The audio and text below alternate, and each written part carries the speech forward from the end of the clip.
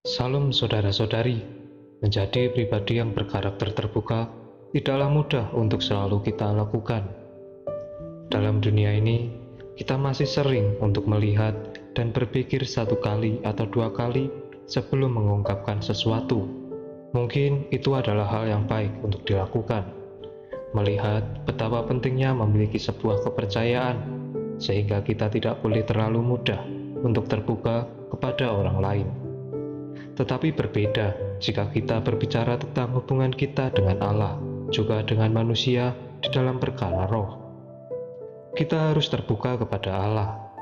Kita perlu membuka mulut dan berseru kepada Tuhan, membuka hati dan roh kita untuk berkontak dengan Tuhan. Bila mulut, hati, dan roh kita terbuka, niscaya Tuhan pun akan menjamah dan memberkati kita. Dikatakan di dalam Roma 8 ayatnya yang ke-16. Roh itu bersaksi bersama-sama dengan roh kita bahwa kita adalah anak-anak Allah.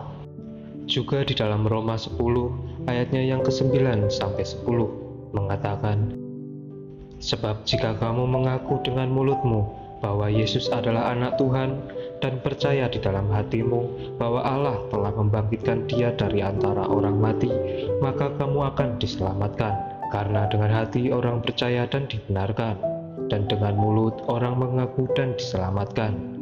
Selain itu saudara-saudari, kita pun juga perlu terbuka terhadap manusia. Apa yang telah kita terima dari Allah harus kita suplaikan kepada orang lain. Jangan disimpan sendiri.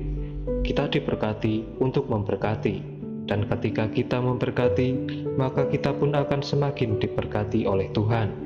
Puji Tuhan saudara-saudari. Untuk itu, kita perlu terbuka dengan Allah, juga dengan manusia dalam perkara Allah.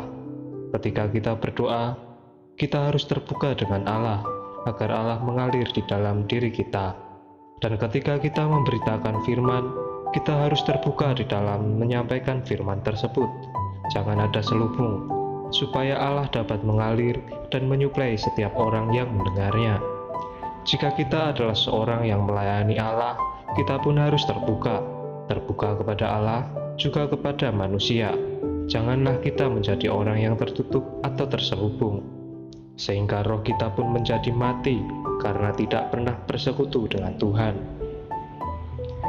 Di satu sisi kita perlu terbuka terhadap Allah, agar kita dapat menerima apa yang seharusnya Allah berikan kepada kita. Dan di sisi lain, kita perlu terbuka terhadap sesama kita, memberikan apa yang telah kita terima dari Allah kepada orang lain. Semakin kita menyuplai dan membantu orang lain, kita sendiri akan semakin melimpah, makin memberi, makin berlimpah. Semoga kita bisa belajar untuk menjadi pribadi yang terbuka. Shalom, Tuhan Yesus memberkati.